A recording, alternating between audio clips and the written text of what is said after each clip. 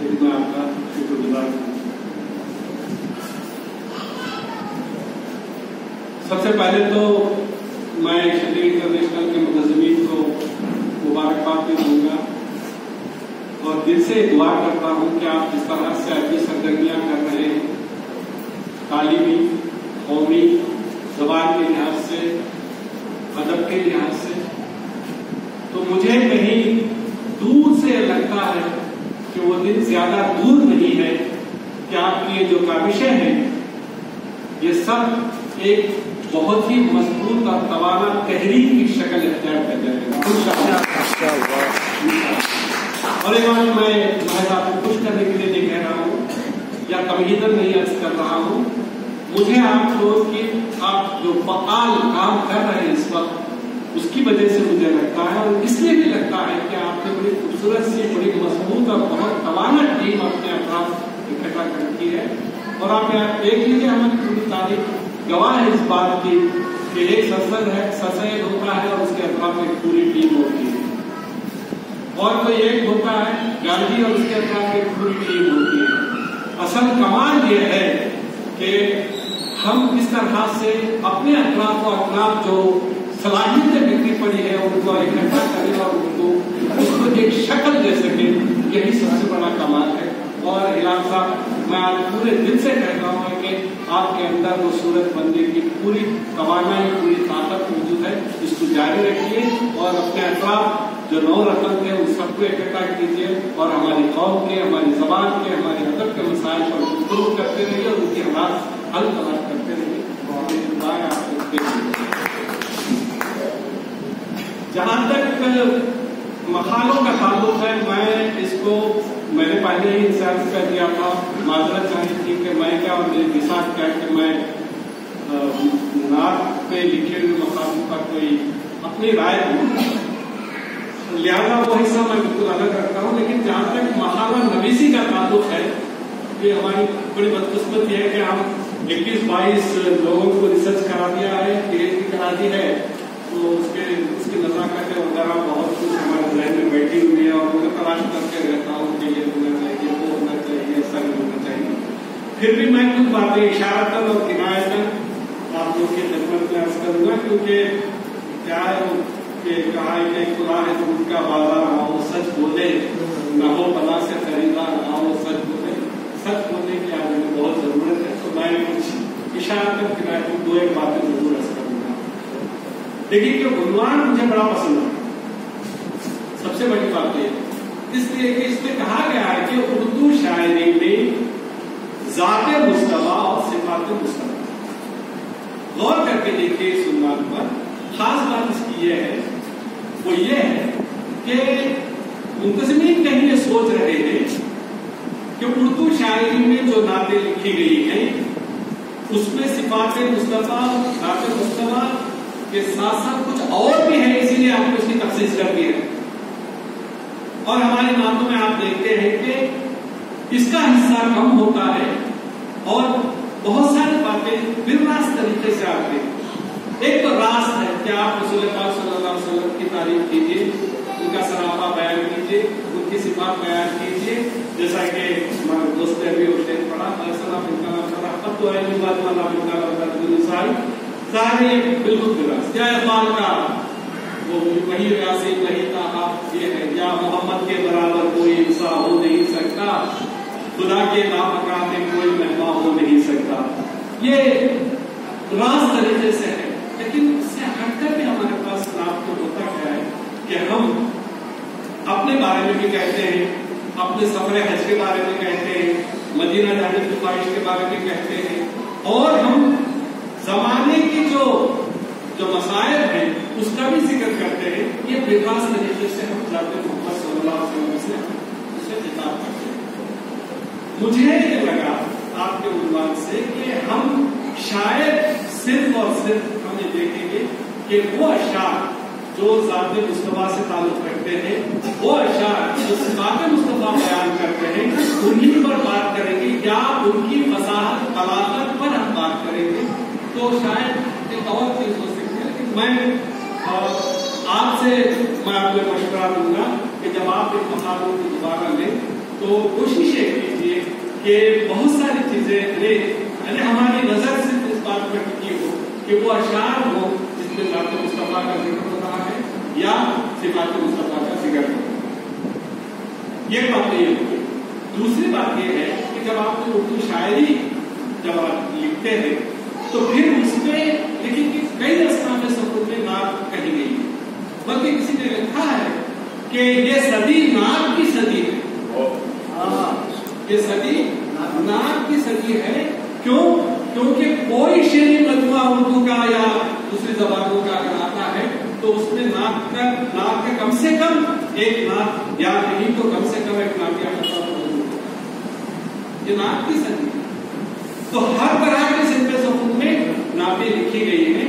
کچھ اس طرح ہونا چاہیے کہ بھائی یہ دیکھیں ہم کہ غزل کی حیت میں نعتیں ہیں.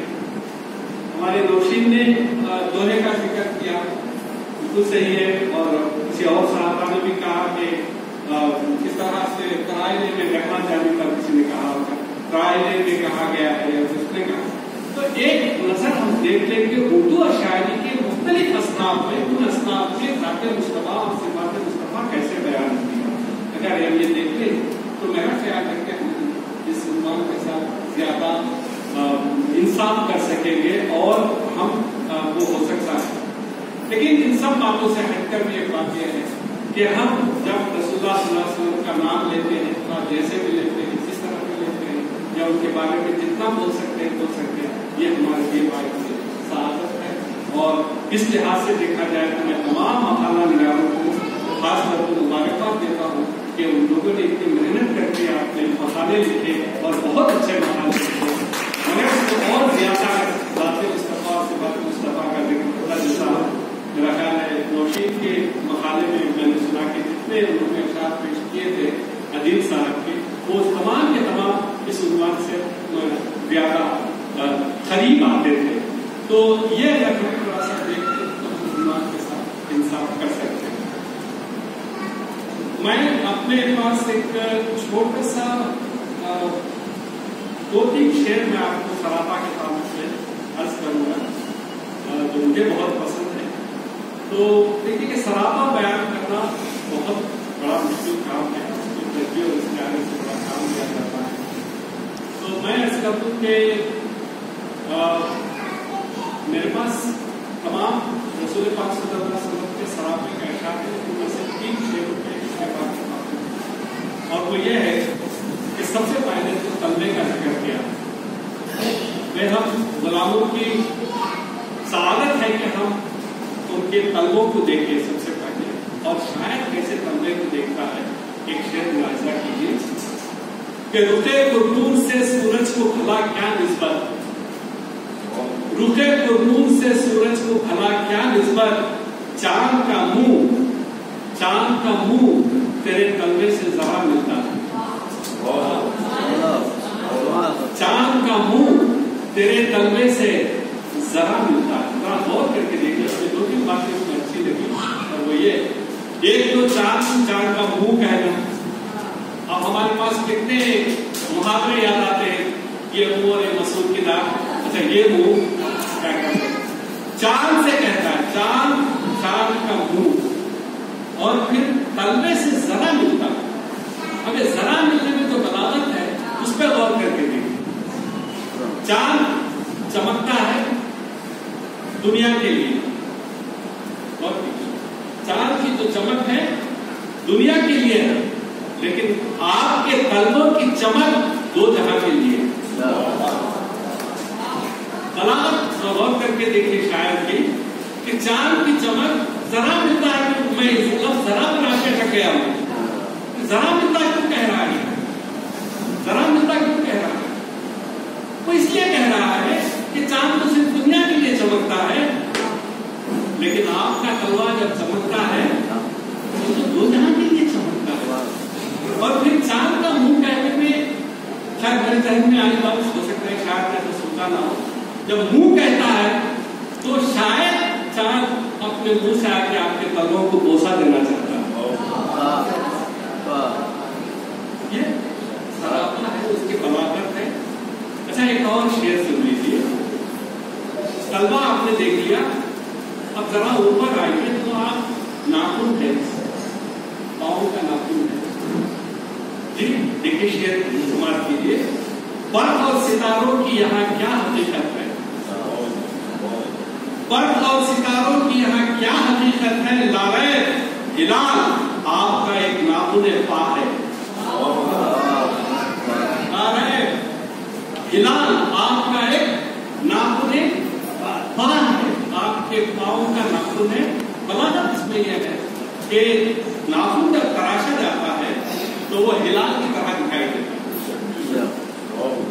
अच्छा, यहाँ हाथ का नाखून भी नहीं कहा शायद,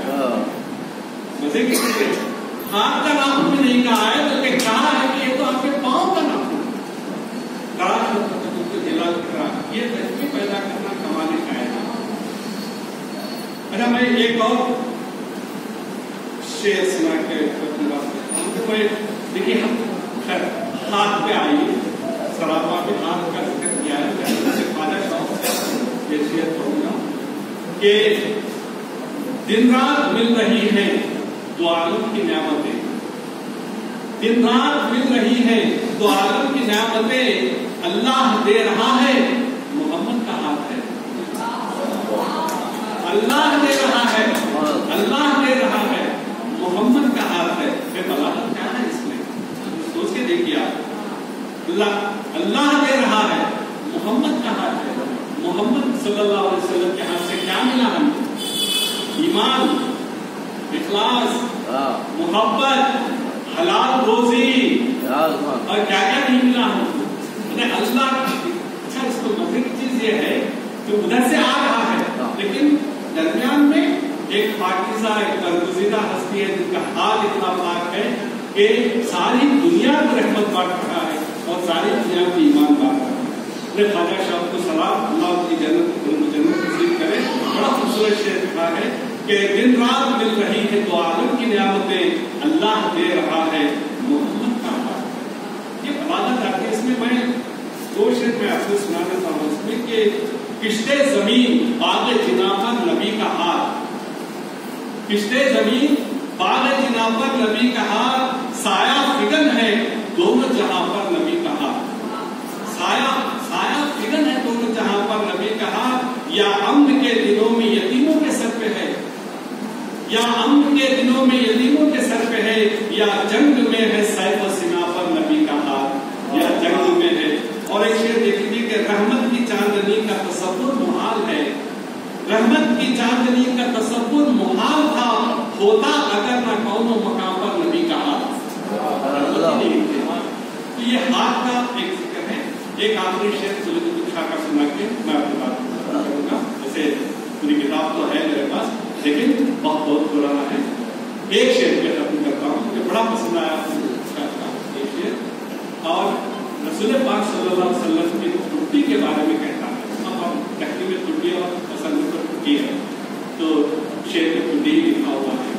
लेकिन क्या खूबसूरत शेर कहा है कि चांद सूरज रोशनी पाया तुम्हारे नूर थे, तो उससे लिखा है चांद सूरज रोशनी पाया तुम्हारे नूर थे, आबे कौसर को शरब टुट्टी के पानी के होर थे।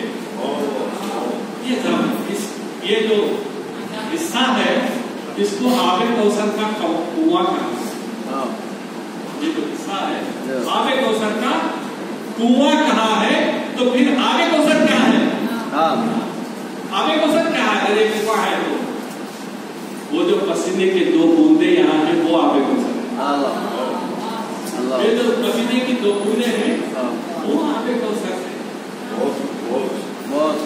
वो आबे कौसर। तो ये क्या का है, असर ये है कि ज़ात मुस्तफा, सिफात मुस्तफा शायरों ने बहुत बयान किए हैं। हमारी जरूरत ये है कि हम उनको तलाश करें। बल्कि मैं हिलाल साहब से ये भी जरूर कहूँगा, यहाँ बहुत सारे आदमी दान मौजूद हैं तो सिर्फ इस तरह के अशआर जमा करके आप उर्दू के अशआर, अरबी के अशआर और आप फारसी के अशआर वगैरह अगर आप एक अच्छा सा एक मजमूआ तैयार कर लेंगे तो मेरा ख्याल है कि हम एक बहुत बड़ी मोहब्बत का, अकीदत का, इश्क का इजहार अपनी किताब के जरिए से करेंगे। मैं پھر ایک بار آپ سب کو مبارکباد پیش کرتا ہوں، تمام محلہ نگاروں کو مبارکباد پیش کرتا ہوں۔ مجھے خوشی یہ ہے کہ جو میرے جیسے اسکالرس ہیں، میں عام طور پہ ہوتا ہے کہ جب تعلیم ختم ہو جاتی ہے تو لکھتے اٹھتے نہیں ہیں، سب ہو جاتے ہیں، لیکن میں دیکھ رہا ہوں کہ یہ جو میرے اسٹوڈینٹس ہیں ماشاء اللہ بہت فعال ہیں، میرا خیال ہے مجھ سے زیادہ آگے جائیں گے۔ میں دعا کرتا ہوں کہ اور ترقی کریں، ترقی کرتے رہیں، اور ایک چیز پھر ایک بار کہتا ہوں تحریک کی شکل میں مجھے نظر آئیے گا۔ بہت شکریہ۔